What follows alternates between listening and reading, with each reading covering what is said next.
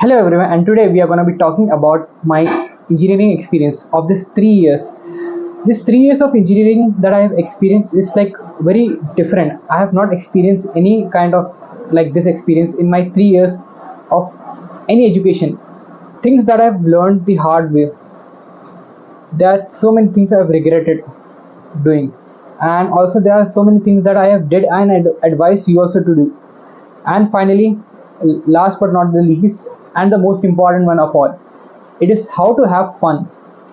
Your engineering lifetime is something that you are going to remember for your lifetime. And so, my advice to you is enjoy this time as much as possible and grab some amazing memories that you're going to be remembering for your entire lifetime. So, let's start this video by my first day of my engineering, which is the most memorable and the most horrible day of my engineering life. So it happens and starts off by 6:15 a.m. So I go to my bus stop, and which is supposed to be at 7:30. I'm there by 7:10, and finally I get my bus and I'm in the bus. While I'm in the bus, I got to know that I'm in the wrong bus, which is like same name of our college but different campus. So I had to walk 2 kilometers to my campus. So that was the first most horrible shock which I got. Okay, after arriving to my campus, I find there so many different people from different parts of my state. So this was a unique experience to meet so many different peoples. Then I go to seminar hall, and there what I find is the most horrible part, that when I entered there, so many people were like Telugu speaking, and none of they were like my tongue. My mother tongue is Hindi/Urdu, and most of them didn't speak this language. And I was like so shocked and so horrified because most of my education was done in places where many people knew my language, and most of them didn't knew. I'm trying to speak with them in Hindi, and they're like Hindi Radu Anna.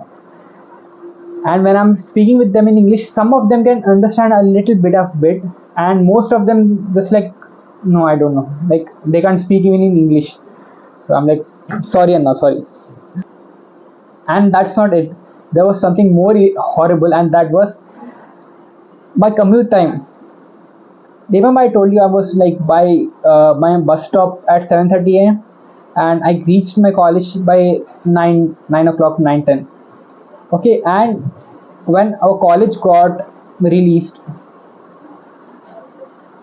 buses started at 4 o'clock, and I reached my bus stop, not home, bus stop by 6:10 p.m.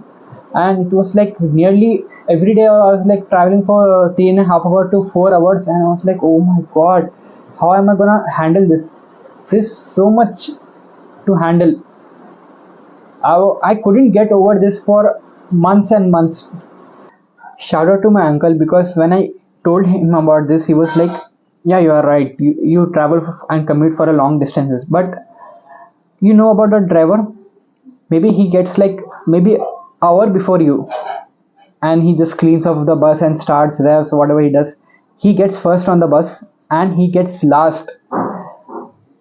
So he travels and commutes for so long, and meanwhile driving and maintaining his focus.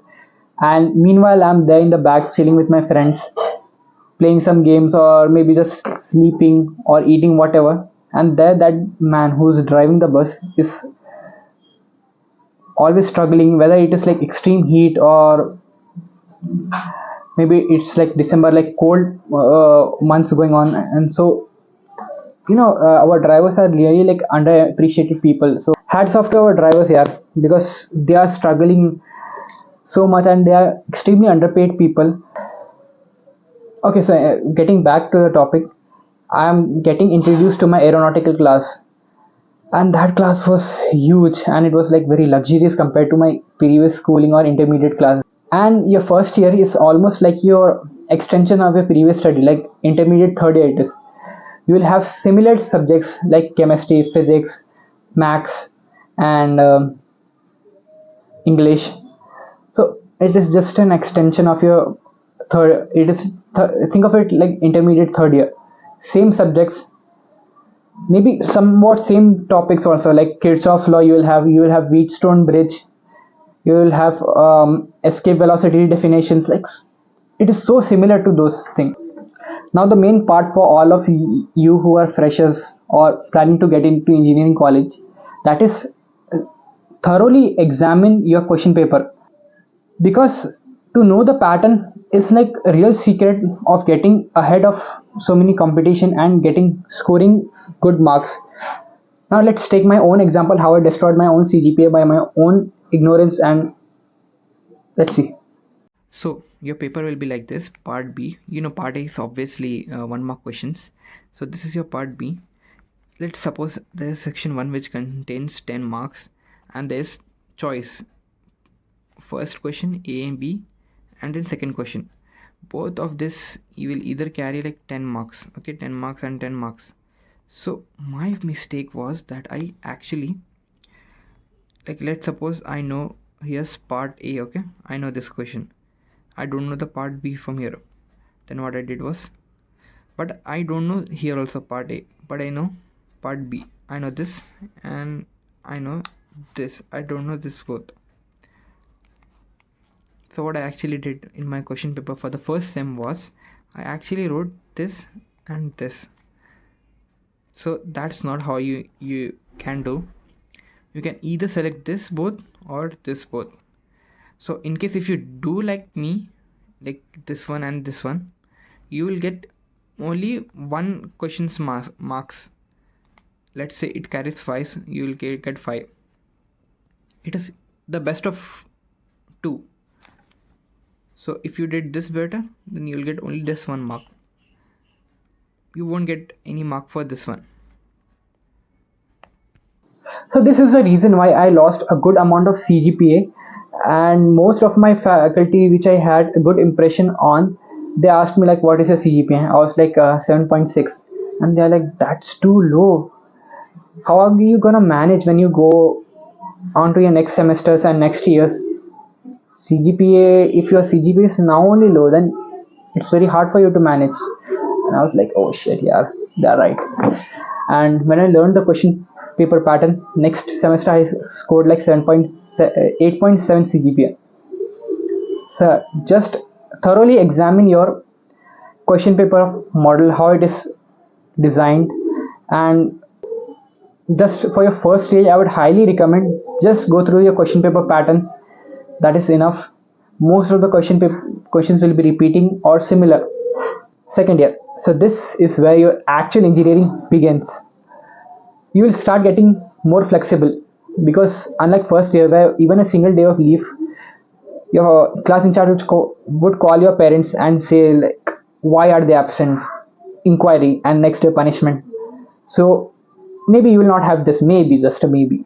Okay, in my class many people used to eat food in the last bench. So yeah, breaking bit of rules, and you'll start taking the instructions like very lightly. But this is also where you will start getting your core subjects. Now for me as an aeronautical engineering student, I had core subjects like elements of aeronautical engineering, fluid dynamics, thermodynamics, applied mechanics, and then CAD CAM. So this is where you will start getting a double-edged sword. If you enjoyed these subjects, if you enjoy your engineering field, then you are gonna be having a good time. These subjects are hard, not easy, but you will have fun while studying them.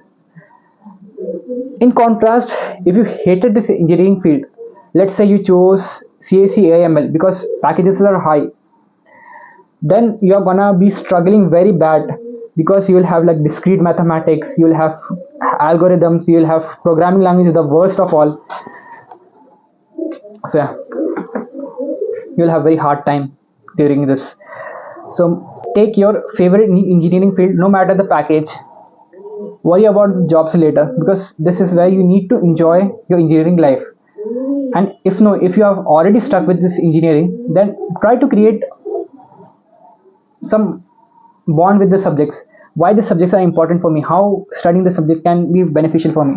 So compared to first year, your subjects will start getting tough and more tough, because as you know your first year and you passed your first year, second engineering is bit more depth. If you are like in programming language CSE, then your programming languages will start getting tougher. It will get more in depth.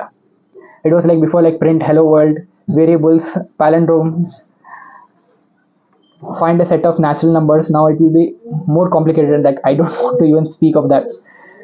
So, and your faculties will also start getting a bit more friendlier. You'll get completely new faculty compared to your HNS first year, and now they will be like a bit more friendly. I would highly recommend during this time to make your faculties as friendly as possible. Go to the staff room and ask them some simple doubts, and before exam just go personally to the staff room and ask for important question. It's a secret, you will get the important question, and they say don't say this to anyone. So, yeah, because you are the person who shows interest, so they will be happy to teach you and happy to give you more important marks and also internal marks. Your faculties will be friendly, mostly.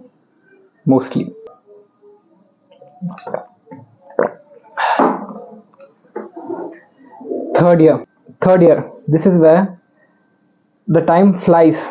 By 30 you will be like, bro, I can't believe I just yesterday I joined my first year and now it's third year. Subjects start getting even tougher. You may have noticed, like from first year it was easy, second year it was more tough, and third year more in depth and tough. Yeah, you may have noticed this pattern from so many times that studies used to be easier and now they are getting like more tough and tough. You remember before when we were in kindergarten or maybe in primary school, how good percentage we used to get, like 80%, 90%. You may all have noticed this, that grades were so better our in primary school or kindergarten. Why is this? Because God has given us some level of intelligence, like it is like a default one, and our primary school or kindergarten education were difficulty of this much. As we rose up to different higher standards, the difficulty used to get this much higher. There came a point when our talent or our own ability to study, it was this much, and it literally matched the difficulty level. It was maybe like third or fourth standard, and after that maybe like fifth or sixth is where you started finding it little more difficult, or maybe or more difficult. So the thing is, we need to level up our own intelligence and effort with that level of difficulty, because if you are stuck here, then you will start getting backlogs and you will start scoring less in other subjects. So if you put effort in your intelligence, you will see the result maybe even higher, just like your primary school. But yeah, you need to give more effort. So yeah, match your efforts with your studying difficulty. By this time you will be observing many toppers trying to just crack different exams, maybe GATE or GRE. They are already talking about preparing for broad studies, or maybe if they're here only, they're planning maybe like government jobs, or it's just like real barrier stands whether they are going for a job or maybe they are going for higher education. So this time is where things are going to get real serious. And in our class, one boy has literally published a paper and he got patent on that. So this is a phase where you actually start planning for your next life after engineering, because whatever industry requirements are there, your college cannot fulfill that. Mostly our own faculty just came and openly said that the degree which we provide you is for like aesthetics, and it can be hanged on the wall that yeah, so and so is a certified engineering. That paper holds in our time literally no value. So you need to have some skills or some real-time experiences to actually add value to that certificate.